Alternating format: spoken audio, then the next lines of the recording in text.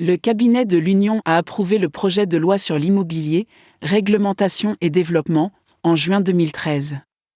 Bien que la notion populaire soit qu'il s'agissait d'une étape retardée, le consensus reste que le projet de loi réformera le secteur immobilier. Les premiers bénéficiaires de ce projet de loi seront les consommateurs, qui ont jusqu'à présent dû faire face à la corruption, aux mafias foncières, aux lourdeurs administratives et à l'argent noir dans le secteur immobilier. Le projet de loi vise à créer une autorité de régulation immobilière et un tribunal d'appel qui surveilleront le secteur du logement. Cela permettra d'introduire une plus grande transparence dans la vente de biens immobiliers et de protéger les intérêts des consommateurs. Passons directement au point saillant du Real Estate Bill 2013. Applicabilité du projet de loi. L'applicabilité du projet de loi a été limitée au segment résidentiel du secteur, c'est-à-dire au logement et à toute unité accessoire au logement. Le projet de loi définit les termes « projet immobilier » et « appartement ». Il considère d'abord un projet immobilier comme le développement d'un immeuble ou d'un bâtiment comprenant des appartements. D'autre part, un appartement est considéré comme une partie autonome et distincte de tout bien immobilier. Normalisation des termes clés.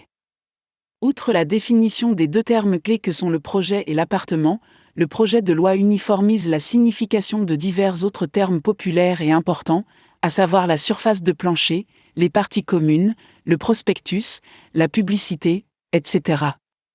Après avoir défini la surface de tapis, le projet de loi exige que seule la surface de tapis soit utilisée comme paramètre lors de la vente de biens immobiliers en Inde. Jusqu'à présent, d'autres paramètres comme la surface bâtie et la surface super-bâtie étaient utilisés, ce qui donnait lieu à des pratiques commerciales déloyales. Création d'une autorité de régulation et d'un tribunal d'appel. Une autorité de régulation de l'immobilier sera mise en place pour la régulation et l'application du secteur. Il s'agira d'une autorité similaire à l'Insurance Regulatory and Development Authority, IRDA, pour les assurances et à la Telecom Regulatory Authority of India, TRAI, pour les télécommunications. Elle pourra imposer des sanctions telles que des peines d'emprisonnement pouvant aller jusqu'à 3 ans aux promoteurs qui enfreignent la loi. Un tribunal d'appel en matière d'immobilier, Real Estate Appellate Tribunal, composé d'un juge de la haute cour en exercice ou à la retraite, qui le dirige, et d'un membre judiciaire et administratif technique, entendra les appels contre les directives de l'autorité et de l'agent de décision. Enregistrement et obligation des agents immobiliers. Désormais, les agents devront être enregistrés. Ils ne peuvent faciliter la vente que des logements qui sont enregistrés auprès de l'autorité de régulation de l'immobilier. Les agents doivent disposer de documents clairs et fournir aux attributaires les documents nécessaires qu'ils sont en droit de posséder. Autorisation statutaire et divulgation publique d'un projet.